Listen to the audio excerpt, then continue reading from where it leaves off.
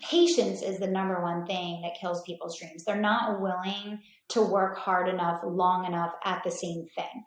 We expect overnight sensation, overnight success. You're watching Young and Profiting Podcast on YouTube. Welcome to the show. I'm your host, Hala Taha, and on Young and Profiting Podcast, we investigate a new topic each week and interview some of the brightest minds in the world. Before we get started, hit the subscribe button and don't forget to click the bell icon to be notified every time we drop a new video. Hi, Kelly. Welcome to Young and Profiting Podcast. I am so excited to be here. Thanks for having me.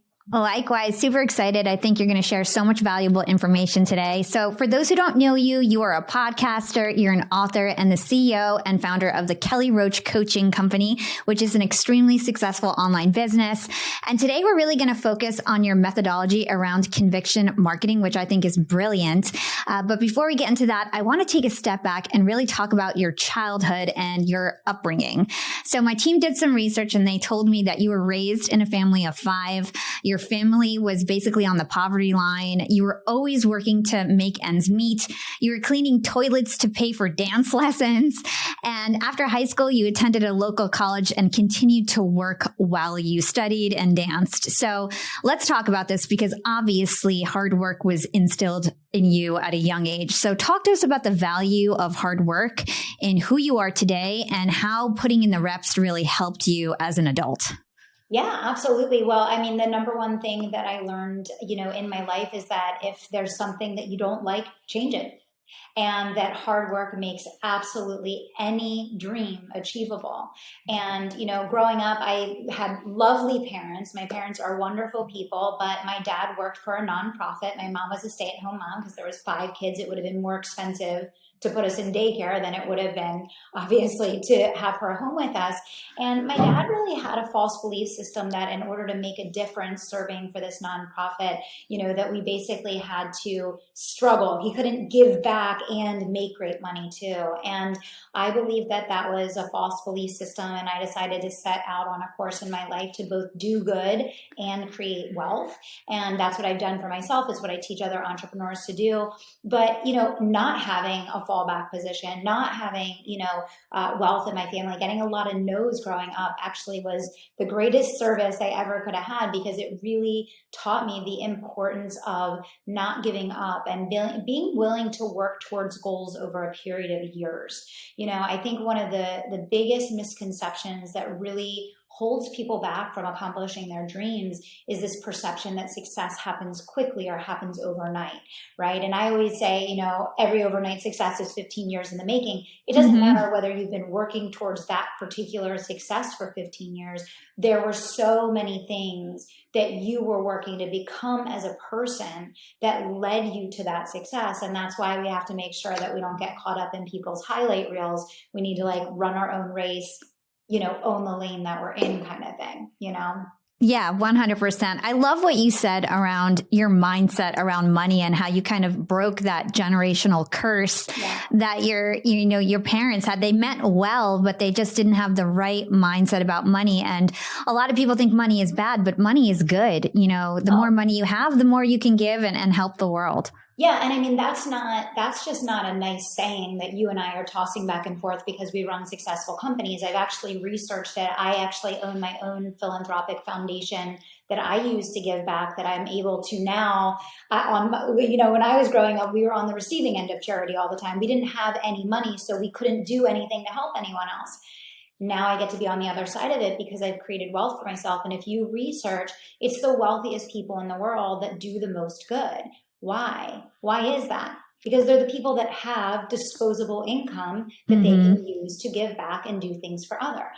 If you're using every dollar that you make just to get by, then obviously it makes it pretty much impossible to do for others. And so we have to really shift this paradigm around money. And we have to really break this, this silo mentality of you can do good, or you can give back, or you can have a lot of money. You can focus on being a good person, or you can focus on being wealthy. I believe that our generation is the first generation that is really showing these entrepreneurs that are so dedicated to philanthropy, to giving back, to creating positive change in the world.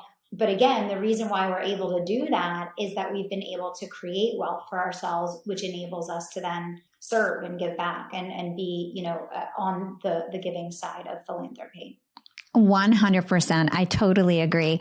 So let's fast forward to you graduating college. You landed a job at a Fortune 500 company, and then you quickly rose up the ranks and became one of the youngest VPs of the company, or the youngest VP to ever work at that company. So talk to us about your experience in corporate, how you rose up the ranks so quickly, and why you decided to eventually start your side business, Kelly Roach Coaching. Yeah, Kelly Roach Coaching, sorry. Yeah, no, for sure. Yeah, I mean, graduating from college, I had no idea what I wanted to do. I was like, I don't want to sit in spreadsheets.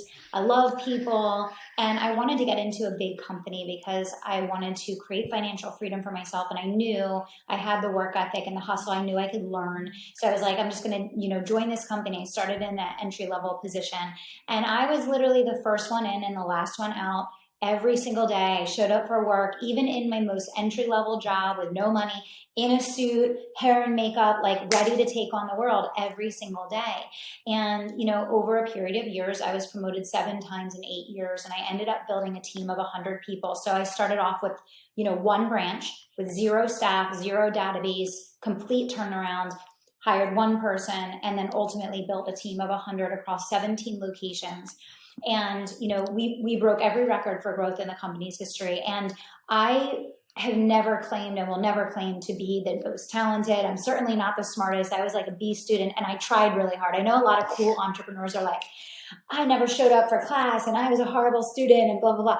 I actually tried. I just wasn't very smart. I was like in math tutoring and like getting up at 5 a.m. to study. Some people have book smarts, some people have street smarts. I was always more of a common sense, type person, but that has actually served me really well. So I rose through the corporate ranks, did that whole thing. My big dream was like, I want to be this corporate executive. I want to be in the boardroom and on the planes and, running all the things. And, it was an awesome dream. It was a great ride. I went through a lot. I had a lot of people that were like, who is this young kid that thinks she's going to come in here? So that was very interesting. It was not an easy rise. I went through a lot, including people that I personally like mentored and promoted and really cared for, like turning on me and stabbing me in the back. And that's all par for the course, right? We all go through that stuff. But, I got to the top and I had met Billy, who is now my husband. We've been together for 16 years now. And, we really started thinking about like, what do we want our life to look like? What do we want our priorities to be as a family? And, I got really clear, I wanted to have financial freedom. I wanted flexibility. I wanted to be able to travel and, I wanted to be able to put my family first. And I was like, that's not happening, working in a job, right, for someone else. So I decided to really look at what skills did I possess? What was I good at? How did I feel like I could make a difference? And the number one thing that I had learned during my time in corporate was business growth strategy. Like I really understood better than anyone I had ever seen how to look at a scenario and identify the fastest, most efficient way to take a losing situation and make it a winning one. And I was really passionate about helping people reach their potential. It was really just those 2 things. And I was like, I'm going to go and bring this business education to small business owners, right? Because 85% of businesses still fail. Why do they fail? Not because the business owner isn't working their tail off, not because the business owner doesn't have a great idea, or doesn't have the energy, the passion, but because most small business owners have no business education. And I'm not talking about going to business class, okay? I'm talking about real world business skills, the ability to understand the mechanics of how a well-run company operates. And so I was like, you know what, I'm going to do this. So I went to my boss and I said, listen, as a top performing executive in the company, and I said, hey, listen, I'm not making enough money here and I'm going to start my own company. And I said, I'm going to do it at night and I'm going to do it on the weekend. And I said, and I'm going to continue to be the top performing executive in the company. And I said, you can fire me right now on the spot if you want to, because I understand you have the right to do that. I'm not going to hide anything. But I said, this is what I'm doing. And he said, okay. So I stayed there. I built my business at night, on the weekends, built a business to pretty much the $1 million mark while still working full time as a corporate executive. And then, eventually made the leap once the business was, really successful, had a staff and all of that, now a multi-figure company. But so many lessons. I mean, I think the biggest thing is just, for anyone listening, if you're willing to work at something over a period of years, you can accomplish anything. Mm-hmm. Patience is the number one thing that kills people's dreams. They're not willing to work hard enough, long enough at the same thing. We expect overnight sensation, overnight success. I had someone say to me the other day, I've been working at this thing in my business for 3 months and I'm just not getting traction. And I actually started laughing. It was like,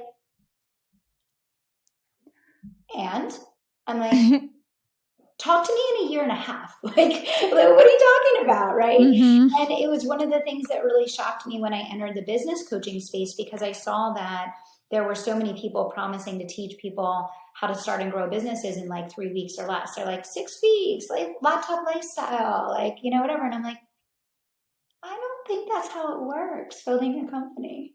But yes, that's just a little bit about my story. Oh my gosh, so inspiring. And we have so many parallels to our story. I mean, my audience knows my story well, but I mean, I also, went to corporate, rose up the ranks, started my podcast and my business. Didn't, quit my corporate job until I had 35 employees and was making 80 grand in revenue a month, same thing, like just waited until there was absolutely no risk and worked morning, nights, weekends, lunchtime, anytime I could. But the key is, and you said it, is that you've got to work both jobs just as well. You can't go start a side hustle if you're going to, slack on your day job. That's not how it works. You've got to do both equally. And to your point, if you're not willing to sacrifice in the short term, it's not going to work out. You're going to have to sacrifice, put in the time if you do want to go this side hustle route, which is like the least form of risk when it comes to starting your own business. So I'd love for you to talk about that time sacrifice and how you managed your time working in corporate and, building this huge business that you put together. Yeah, absolutely. And I just want to circle back on your point there really quickly, because, there's this huge idea in the personal development world of like, burn the bridges, quit your job. Like, look what's happening right now. The great resignation. Everyone's quitting and no one has a job and no one has a plan. And everyone's going to go spend their life savings and they're going to be broke and they're going to be even more depressed and they're going to be starting their life over because they didn't put the thought into what's my plan. The best thing I ever did was keep my corporate job while I built my business. It's why I have this beautiful, robust, amazing company that I have today, because I didn't have a sense of this desperation that you see in the online marketing world. I mean, people are so desperate. That's why they can't build a great company. It's like, this has to work. This has to be like, I can't tell you how many people I come across that want to come into my programs that are like, and this has to produce. And I'm like, no, like, don't bring that energy up in here. Like, you are responsible for setting up a situation in your life that you can sustain. So I just want to point that out because you mentioned that, Hala, and I think that's really important. Like, smart people have a plan. Smart people have patience, right? You don't need to go burn the bridges. And and by the way, and I'll mention one more thing. I am going back and facilitating as a guest trainer for the Fortune 500 that I worked at for 10 years. They now bring me back to literally do trainings for their entire leadership team on the East Coast from the most northern point down into the Carolinas. So isn't that full circle? Yeah, So totally. Don't burn the bridge. Don't burn the boat. Have a plan. Be patient, right? So you asked about how I spent my time. So basically I would do 1 hour to 2 hours in the morning before work. I would go out in my little Jeep Liberty on my lunch break, and I would literally make my sales calls on my lunch break. And then I would do my client calls at 7 and 8 o'clock at night, every night. And then I would work on the weekends. And it's the best thing I ever did because it actually taught me how to build $1 million business while only working in my business about 20 hours a week. And it really taught me to be disciplined, to be focused, to understand where I should and shouldn't be spending my time. And it's really such a gift because now I have a family. I have a 7-year-old. Now I run a multiple 8-figure company. And I have so much time freedom with my family because I built a business where I have, and you've done, our stories are like eerily similar. Very You similar. have a very large team. I do as well. That Mm-hmm. was also a very intentional part of the design of my business and my brand, I'm sure with you as well. But like, I start my calls at 11 o'clock every day. Like, I can take off when my daughter is off. I go to the beach a couple of times a week with my family. Now, I work my tail off. I'm not going to pretend for a single second, and I don't want anyone to misinterpret what I'm saying. I work my tail off. Okay. But what I'm saying is I have discipline around where I spend my time, which allows me to be intentional and allows me to put my family first. And I was able to design a business that worked that way because I was working full time in my job and because I sustained the position as the number one performer in my company while I was building my own business, which was a huge integrity thing for me to make Mm-hmm. sure that my results in my full-time job didn't suffer. Yeah. Oh my gosh. So many lessons that you're pouring out right now. The one thing that I really hear is that you sacrificed in the short term for the long term, and you created freedom for yourself, and you still work really hard. But the difference is that you can decide, I'm going to take a vacation. I'm going to work here. I'm going to start late. I'm going to go to my, daughter's dance recital. You don't have anybody kind of telling you what to do, and you're in control of your life. And you did that through sacrifice and calculated risk. You didn't just, jump the gun and just go for it and have no plan. And also the fact that you built a team. I'm sure even in that side hustle period, you were building your team and scaling and figuring all that parts out too. So I'd love to talk to you about how you built that team, even when it was just a small business. Oh, I started right away. Very much like you. I think I had like over 30 team members while I was still working full time. I don't even think they knew. But, because I was so structured and so disciplined with how I was doing things, like, and just so intentional about it. But to your point about sacrifice, so much sacrifice. And the thing that's so interesting is people see people like us. I came from a family with no money, nothing, right? I came from nothing. Billy came from nothing, my husband. So we're like this like phenomenon in our family. And people look at us and they're like, people change how they see you, friends, family, colleagues, even your clients as you rise through the ranks. And they make these assumptions about what your life is like or what your life must be like. And it's funny because I'll hear Billy talking to people all the time and I'll be like, no, you don't understand. Like, she was working at 5 o'clock in the morning every day for 15 years. Like, this didn't just like happen. Yes, exactly. Exactly. This is 18-hour days. There was no spontaneous combustion. Like, this was sacrifice over years and years and years because I had my eye on the prize and I knew what kind of life that I wanted to create and build. And Billy sacrificed too. I mean, he's been home with Madison since she was born. So we've been a one-income family, since Madison was born, because our priority was we wanted her to be home. We didn't want her in daycare. And it's amazing because even that sacrifice of like him, like really, he's a musician. He completely put his career on hold, has been totally focused on Madison since she was born. And the payoff from that sacrifice has been massive because I see her and she is like confident. She's a leader. She speaks articulately. Like, you can just see in everything about her being like, yeah, that sacrifice is going to pay off for the rest of her life. So, I just want to encourage everyone that's listening, like, it can be terrifying and it can also feel, discouraging to make these sacrifices knowing that there's no promise of reward in the near term. And the biggest thing I want to say to people is like, these sacrifices that you make in the short term, the payoff is so much bigger and so much better than you can ever imagine. Like, looking back on my life now at the sacrifices that I made to get to where we are today, I would do it 100 times over. I would not change a single thing. Every sacrifice is worth it. The times in which it's not worth it is where you start down the path and then you quit because you just threw it all away. And that's what happens with a lot of people. It's like they'll sustain for the short term, but not the long term. And then that little bit of progress that they had made goes away. And it's like you start over from nothing, right? So Totally. these are the distinctions. Like, you have to think about your life in the long term of what you want your life to be like in 5, 10, and 15 years. And you have to be making decisions today for 15 years from now. You know, and I know no one wants to hear that, but I'm a truth teller. And I'm going to be the one to say, no, you really do, because there's nothing you're going to do 15 years from now that's going to dramatically change what your life experience is in that moment. Those decisions are happening now. Mm-hmm. And that's what we all have to recognize. Oh my gosh. Amen. I totally agree with that.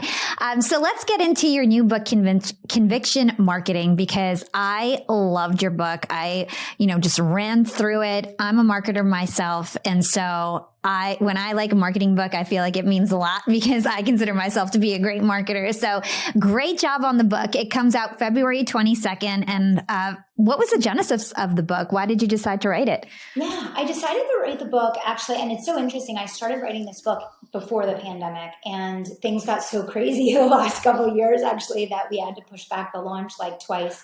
Our company grew quite a bit over these last 2 years, and so I needed to really focus on the team and the organization and everything. But I saw that there was just a crisis going on online with online marketers, like an identity crisis. And I started to see a lot of business owners just kind of flailing, like not knowing how to anchor in to building their own brand. And that's a really dangerous thing because you'll take yourself out of business, right? There's a million people that can put up a bio in 30 seconds and say they do exactly what I do. They can do the same with you and with every person listening. And so I saw business owners really falling into these like dangerous traps to try and stand out, whether it was like copying other people's brands or just following the latest trends and fads that they're seeing on TikTok or Instagram or whatever the case. And I really want to emphasize, like, there's no right or wrong, like in however you want to do the marketing for your brand. I'm not here to tell anyone, do this, don't do that. What I am here to say is you have a unique calling. You have a unique why. Don't go position yourself as the second best version of someone else.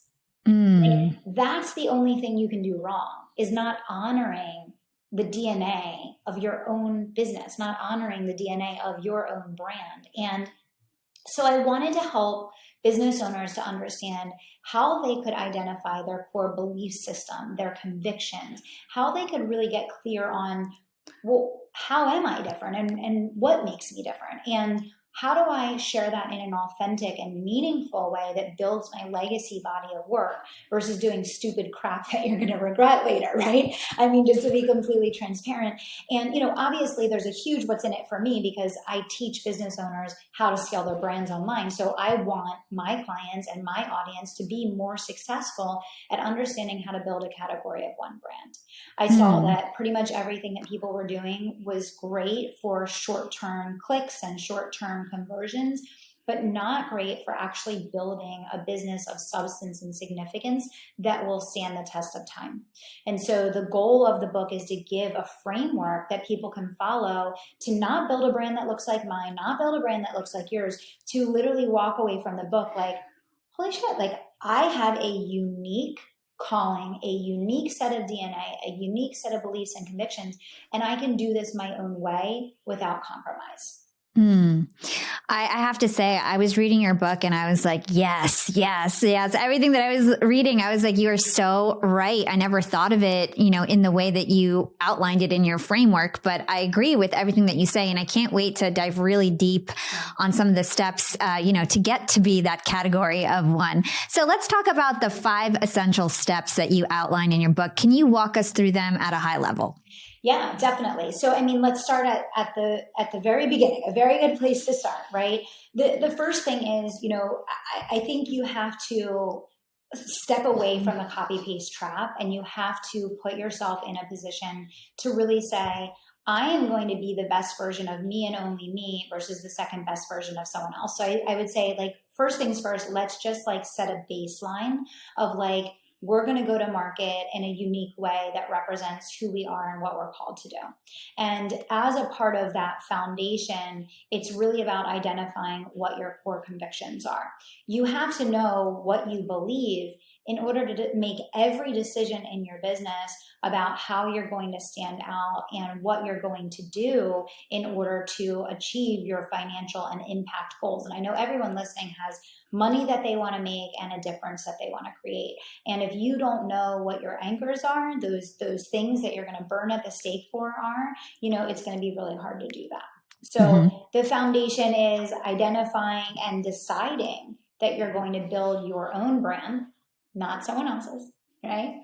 And then marrying that with identifying your beliefs, your convictions. And, I think then people always have the question, right, about, there's things that people do and don't feel comfortable talking about online. And so I just want to address that really quickly. I am a hugely private person. I don't share my opinions about a lot of my personal belief systems online. I don't share a lot of my personal life online. I have a 7-year-old daughter. My family life is like my everything. And I'm not the kind of person that like documents my lunch and like does all that stuff. Not that there's anything wrong with it, but I'm sharing that because I think that when people hear conviction and when people hear beliefs, they're like, but I can't, and it's like, no. You can have very deep convictions that are specifically related to the way that you do podcast production. You can have very deep convictions specifically about the way that you teach people to position their podcast. You can have very deep beliefs about any area of your business, right?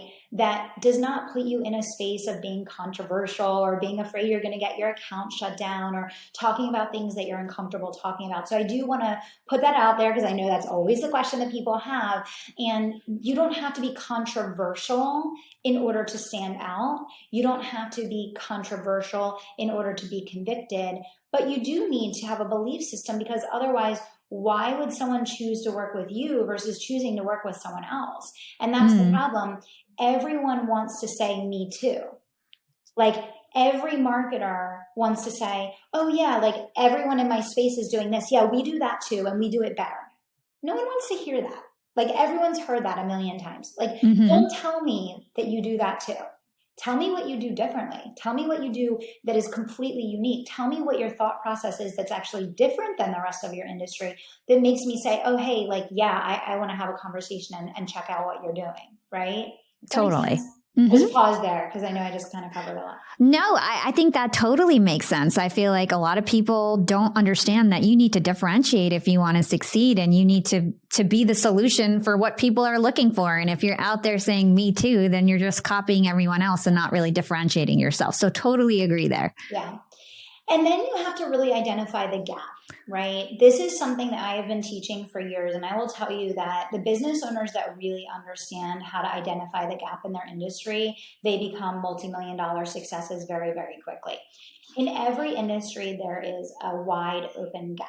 Right? The best example that I can give that everyone can identify is the taxi industry, right? The taxi industry was like off the rails with so many issues for decades. No one did anything about it, right? It was inconvenient. You could never get a taxi when you needed it, right? We could go on and on and on. So in came Uber, they filled the gap, and it was just like spontaneous combustion, right? And now look at that industry, and people are even starting their own private car fleets where they have their own, 2-3 cars that they're renting out, almost similar to like the Airbnb, VRBO industry, where they're literally like renting out their own cars, right? Because there's a gap. And now, especially in like the luxury space, like people want to, they're going on vacation, right? You go to the normal car dealership, you're like, I don't really want a Jeep Liberty on my vacation. I want like a Ferrari, right? So that's like an obvious thing. But the thing that's so interesting is that there is a gap in every industry. There are big issues that no one has taken the time, no one has taken the concern, no one has taken the money to innovate and create a solution to. I saw it in the coaching industry. I looked at every single one of my peers, and what did I see?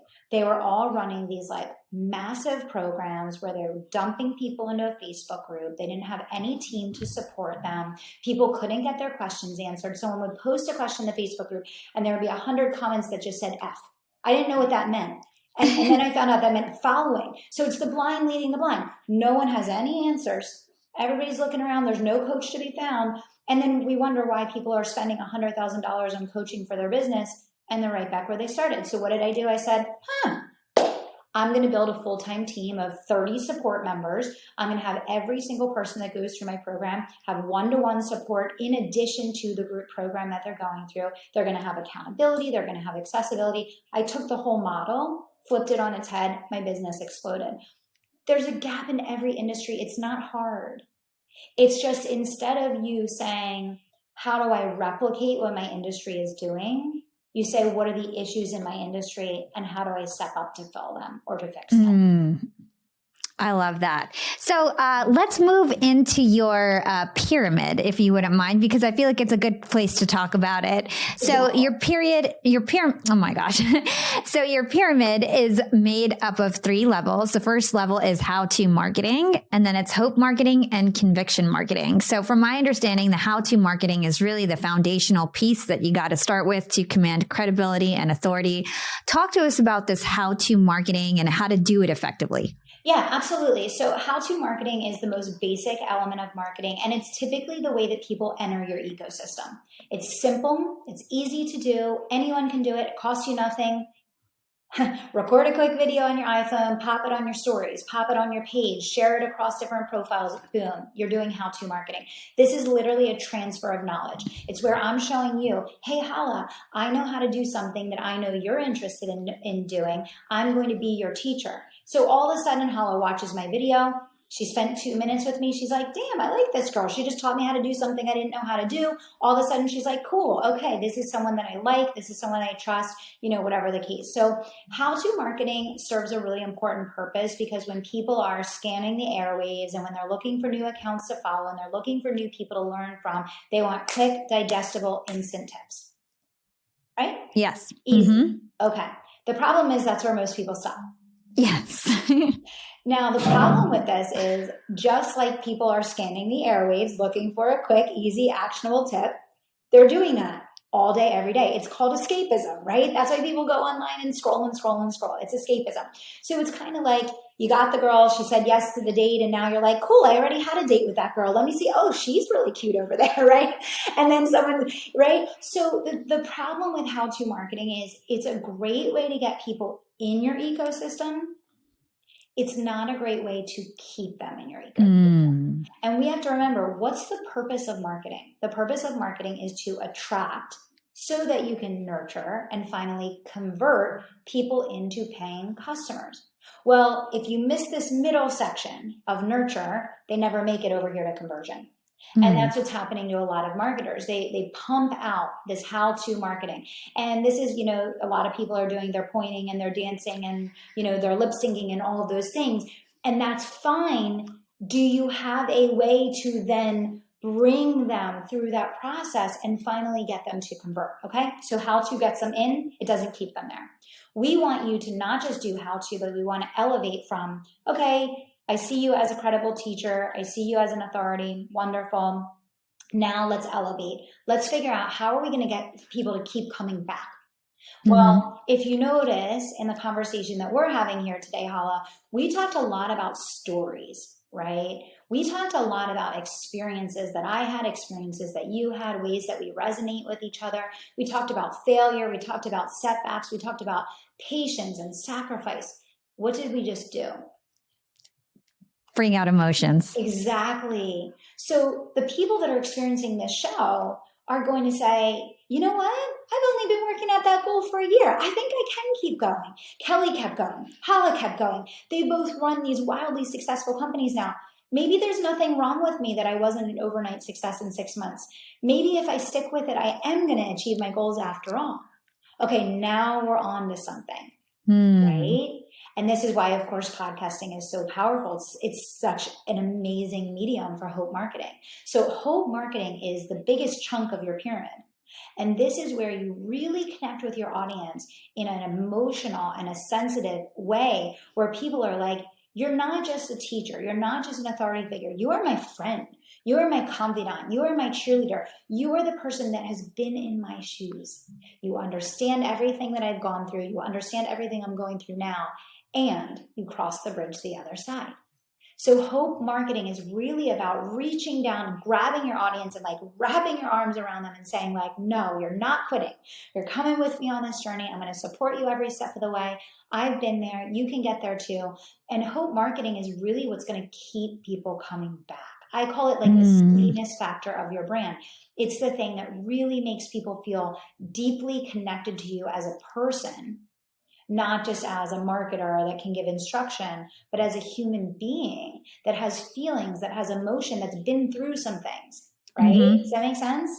Oh my gosh, totally makes sense. And I can attest to this. I mean, when I go on a podcast, for example, and share my story, that's when I get all these people like, you know, hitting me up, asking to do business with me and things like that, because they feel so emotionally connected. They could see any sort of PowerPoint slides about my results or whatever, but that wouldn't seal the deal. It's about liking the person and feeling connected with the person that you want to work with, which is so key. So what are some other actionable ways that we can bring this emotion to our branding, aside from the obvious ones, which is like social media posts and, you know, having a podcast where you tell your personal story? It's literally, you can do it with anything. I mean, you can tell stories. I mean, for me, a lot of times, even when I do like Instagram stories or Facebook stories, like I'm literally just giving like encouragement. It's encouragement. It's, you know, it's sharing mistakes. It's sharing setbacks that you've worked through. I think one of the things that's most endearing when you're a teacher that, you know, wants people to want to work with you is not when you just show your highlight reel of all of your greatness and all of your wonderful accomplishments, but instead when you say, listen, I failed at this and I failed at this and I failed at this, and this is what I learned from it, and this is who I became, and this is why I'm successful today. And these are all the things that you can skip over, that you don't have to go through because I did, and I'm going to tell you what to do instead. So I think it can be in podcasts, it can be in live streams, it can be in videos, it can be in emails, it can be in posts on social media, stories, right? It can be from the stage, it can be from behind the microphone. Anywhere that you connect with your audience, it can be in a book, right? And you know, in a book, any way you want. But the bottom line is, it's going from transaction, which is not emotional and it doesn't have staying power, to relational, which now is what creates that desire, that stickiness factor in the brand for people to want to stay with you. Yeah. And then I think there's another mistake that people make in all this is just focusing on hope marketing alone and not doing any of the informational how-to stuff. So talk to us about that. Amen and hallelujah. Yeah. All the time. And that's why I wanted to actually give the illustration and the exercises in the book about the pyramid, because it's not about swinging the pendulum from one side to the other. It's about understanding how these things work together, right? There's so many people that it's like their entire brand is just fluff. And it's like, what do you even do? Like, why are we even, like, get out of my feet? Like, why are you even here? Like, what is this? I don't understand what the context of this soft, like, just fluff is all the time. So I completely agree with you. Like, there has to be an intelligence to your brand. Like, what is it that you teach? What is it that you do? There's a lot of people that go so deep in the wrong direction that literally you don't even know what their business is, right? If I go to your social media and I don't even understand what your offer is, what your business is, what it is that you do, like, that's a problem, right? So again, the pyramid is about, you know, think about it like Maslow's hierarchy of needs, right? Like, you work your way through the pyramid. You don't say, oh, I'm going to pull out this one piece of the pyramid and that's going to make me happy and fulfilled. No, right? Each of the pieces of the pyramid go together. So I'm really happy you brought that up, Paula. Totally. One more thing about how-to marketing that I think is important.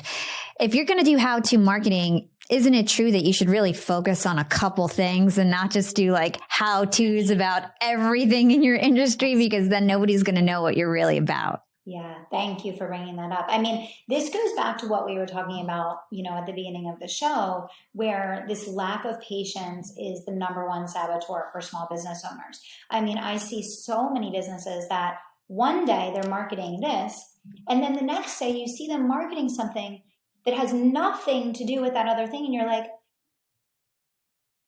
so now you're expert of nothing. You're literally expert of nothing. The more that you keep changing your messaging over and over and over again, we'll talk about this also with the conviction, the top of the pyramid, but if you keep changing what you're talking about all the time and you're doing how-to marketing on things that have nothing to do with the core anchors of your brand, of course that's going to create a confused mind, and a confused mind always says no, right? Yep. So that's a great point. I totally agree. She is dropping bombs right now. I would advise everybody to go rewind that part back. And now we're going to move to the top level of the pyramid, which is like the elite level. You can't get to it until you finish steps 1 and 2, yes. How to and hope. And then you can be, top of your field if you can get conviction marketing right. So talk to us about what that definition is and what that is. Yeah, it's absolutely true. So the way that you want to think about it is at the bottom of the pyramid, you're a teacher. Right? You're giving tips, you're giving strategies, you're giving how-tos. You are demonstrating that you have knowledge and expertise that your audience does, and therefore you're in a position of authority. In the second category, now you're their confidant, you're their friend, you're someone that they want to hang out with. They want to have a glass of wine, a cup of coffee, they want to have a beer with you. They're someone that you like. So they know you now, they like you, right? And you're kind of like that cheerleader, that friend that they kind of want to stay connected to. But let's talk about how we get from the friend category, right, to the mentor, the trusted advisor category, because you aren't just going to give your friends money, right? You're going to give your money to the mentor that you believe is going to change your life. And when you asked earlier about the people that are just focused on hope marketing, that's a big problem. That's why a lot of people struggle to convert, because they literally put themselves square in that friend category. You're not going to go buy from the person that you like the most. You're going to go buy from the person that you think is going to change your life, that's going to solve your biggest problem, that's going to make the biggest difference, that you're going to get the biggest transformation from. So conviction marketing is about stepping into that role of trusted mentor. It's about stepping into that role of your greatest advisor, right? When you think about the category that you're in, you want to own that word in the mind of your audience. You want to own that category in the mind of your audience. And conviction is the only thing that's going to do that for you. Conviction is what's going to lead to conversions. I would write that down. Conviction equals conversions. What does it mean to be convicted? It means to be so strong and so powerful in a set of beliefs, right? It's about beliefs. And when you think about conviction, why is conviction important, and why do so many marketers struggle to convert? Because they're not convicted, because they're so worried about what everyone else is doing, and the things that they're saying aren't really their authentic message. They're someone else's message that they're trying to make their own. It's very difficult to have conviction when you're saying things that aren't grounded from like your heart and your soul, that aren't a part of who you are, that aren't so deep in your belief system that every area of your business, from your messaging, your marketing, the way that your offer is delivered, the way that you service your clients, the focus of your programming, the result that you provide. Conviction marketing is about taking a set of core beliefs and infusing them in every single element of your brand, so that when anyone interacts with you, they understand that you believe above all else that these elements must be present, and that they expect a certain experience, they expect a certain result, they feel confident that they are going to achieve a certain outcome when they open up their wallet and give you their credit card, because you are so convicted.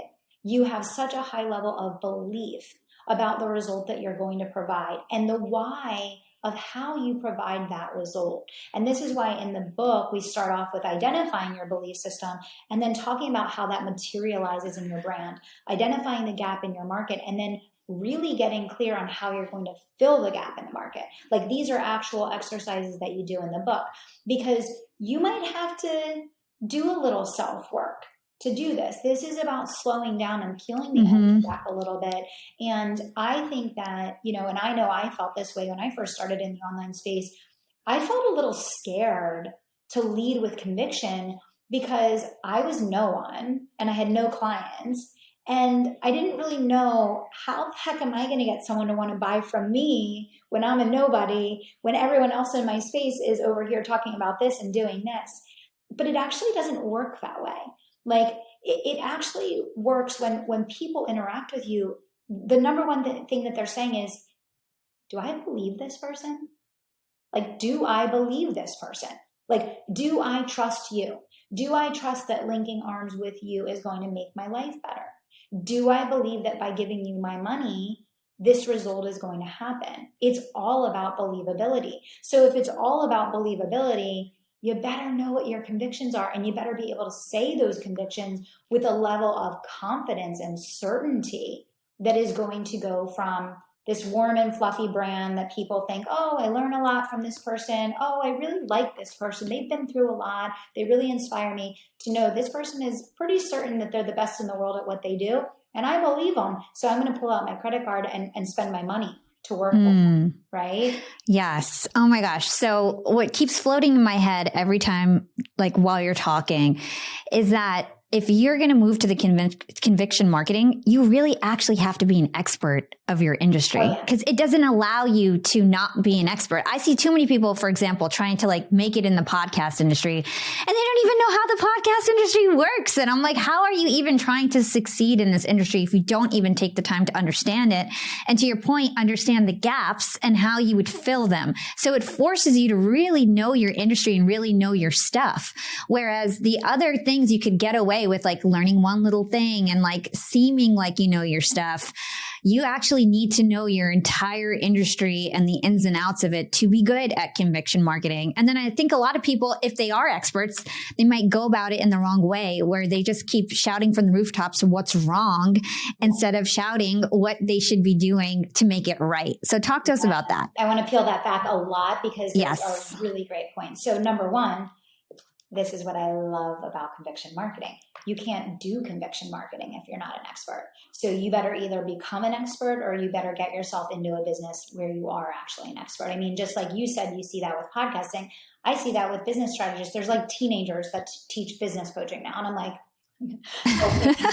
God help me. But I'm like, it doesn't worry me, because when you're talking about using this pyramid to create marketing that leverages all three of these capacities, you simply can't execute on what I'm talking about if you don't have the skill set to do it. It will show through. It will be so obvious, right? So it's beautiful, because it forces you either to get better or to understand why you are better, right? One or the other, or the other. You got to do one or the other. So I definitely agree with that. And then, yeah, I did address that in the book, and I do have a concern about that. You know, I see a lot of people kind of get bitter about, you know, the competition in their space, or about what they see going on with other people, or about trends that they see in their industry. And they kind of have a lot to say about like what's wrong.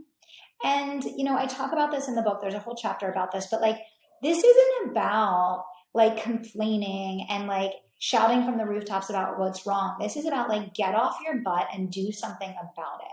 Like, this is about calling you out and saying, okay, you believe it can be better. You believe it can be different. How are you making it better? How are you making it different? What are you doing that's addressing those things? When I saw the coaching space and I was like, this isn't fair and this isn't right, that these people think they're going into these coaching programs and their life is going to change, and then they get in there and they're totally lost. There's no one accessible.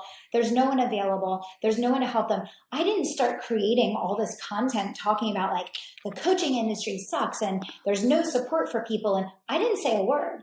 I literally was like, here's what I'm doing about it. And I did it. And then I sold what I was doing, and our business exploded.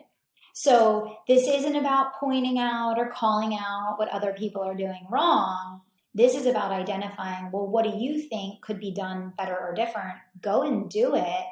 And don't run your mouth about it. You know, share what you're actually doing. And so it is about critical thinking, and it is about going the extra mile. And I say this all the time, but the extra mile is so not crowded. It's crazy. Like, it's not crowded. So it's really, really busy down here. But like, as you climb the ranks, it becomes easier and easier to stand out, because people are like, there's nothing that compares, because most people aren't willing to go the extra mile. Right? I totally agree. Yeah. So, okay, let's talk about how to actually come up with our convictions and talk about some actionable strategies to do that. Because from my understanding, it's really about identifying the gaps, then figuring out what's wrong, and then reframing that to how you're going to make it better. So can you kind of just walk us through some steps we should take? Yeah.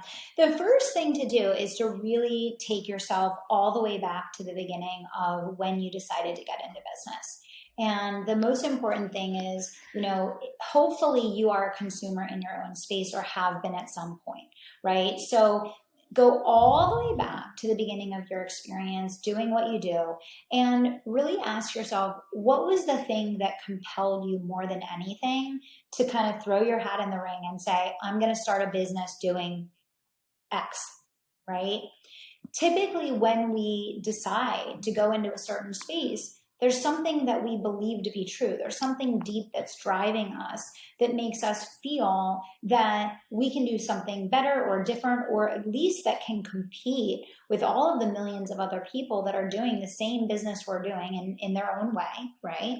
And so it's really going back to the very beginning and saying, well, what compelled you to even start this business? What made you to decide that you were going to dedicate your life to doing this thing that you're doing? And that's a great place to start, because there's usually a pretty deep why there for people. But what happens is we get into our business and we're like starry-eyed and we're so excited and we're so optimistic and we have all these big ideas and we have this grand plan for what we're going to do. And then life like hits us like a Mack truck, right? Because we realize, oh my gosh, this is hard. And when we realize this is hard, that's when people start to push aside their deep passion, their deep conviction, their big why, and they start scrambling to kind of like keep up with and do what's being done already because they want to be competitive.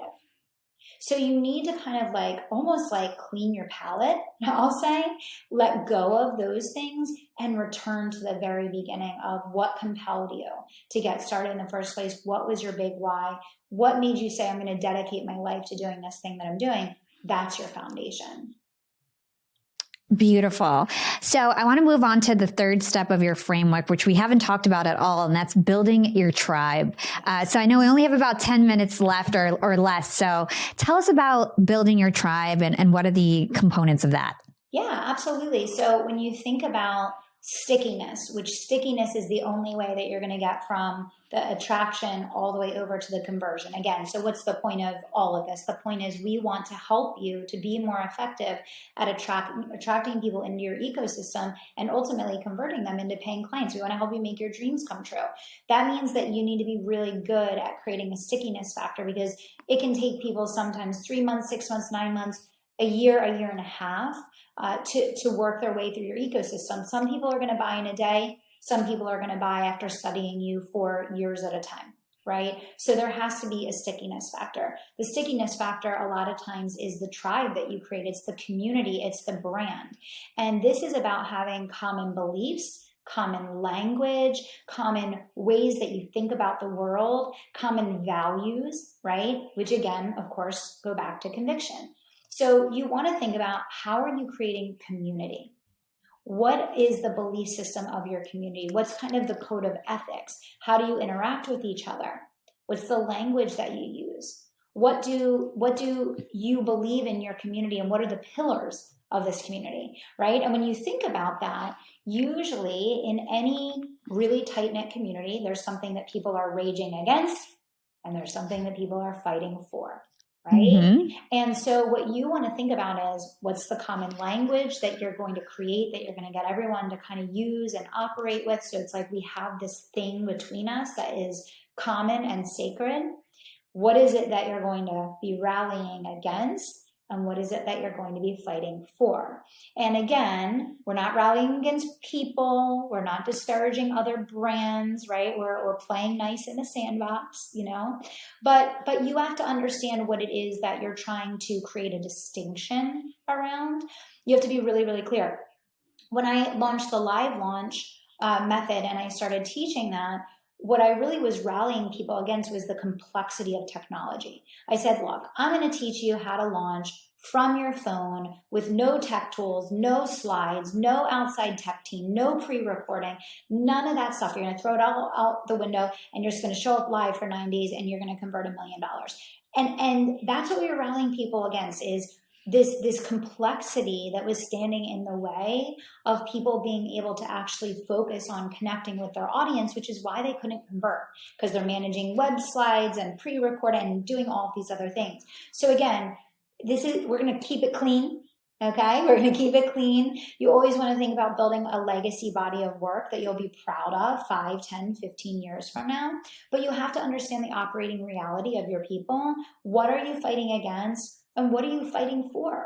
Right? And make that a common language and a common energy, and, get everyone in a space where they don't want to disconnect from you and they don't want to disconnect from your community, because they feel a sense of belonging. They feel a sense of shared values. They have common language. And again, they feel like their life is going to be enhanced as a result of staying connected to this community. Could you just give us a few examples of this language aspect that you're talking about? Because I just want to make sure that's clear.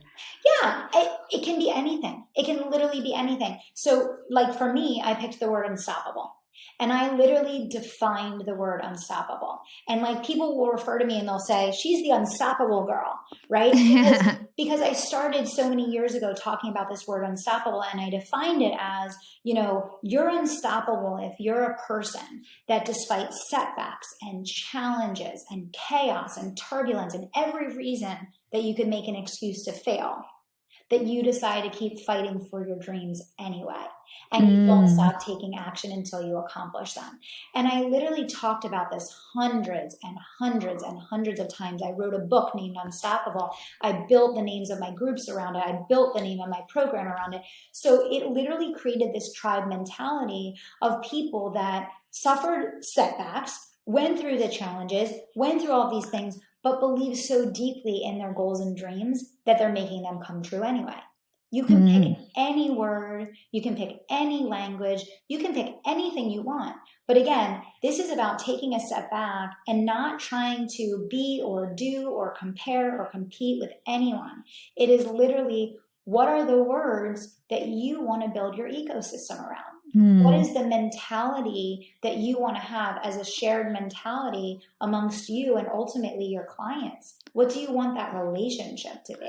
Right? Yeah. And I think it also kind of makes it like exclusive, because it's like only if you know, like, for example, all my listeners are called Young and Profiters. And so it's like, you only know that if you listen to the show, and all the other Young and Profiters know that they're Young and Profiters, So I feel like it's also that common language that kind of bonds everyone in the community so that it really feels like a tribe. So whether that's like some framework that you came up with that has a specific name or phrase.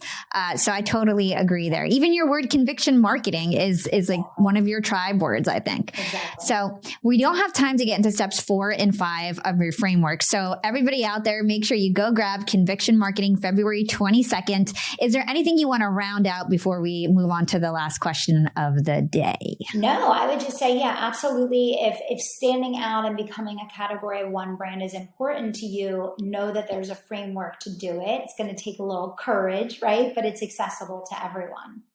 Love it. Okay. So the last couple of questions that I ask all my guests is, first, what is one actionable thing we can do today to become more profiting tomorrow? Oh gosh. Connect with a human being about your business. Too many times I ask business owners that tell me that they want to grow, and I'll say, well, how many prospects did you actually get on video or send a message to or connect with this week? And it's like 0. So just go talk to another human being. Love it. Great advice. And what is your secret to profiting in life? Alignment. It's doing what I say I'm going to do and acting in alignment with what I want to experience. Very clear, crystal answer. Thank you so much, Kelly. I loved this conversation. I admire you. Thank you so much for your time. It was an awesome conversation, and you guys can get on the wait list for the book at convictionmarketing.com. Thank you so much for having me, Hala. Thank you so much, Kelly. Thanks for listening to Young and Profiting Podcast. If you enjoyed the show, please write us a review or comment on your favorite platform. Nothing makes us happier than reading your reviews. We'd love to hear what you think about the show. And don't forget to share this podcast with your friends, family, and on social media. I always repost, reshare, and support those who support us. You can find me on Instagram at Yap with Hala or LinkedIn. Just search for my name. It's Hala Taha. Big thanks to the Yap team as always. This is Hala signing off.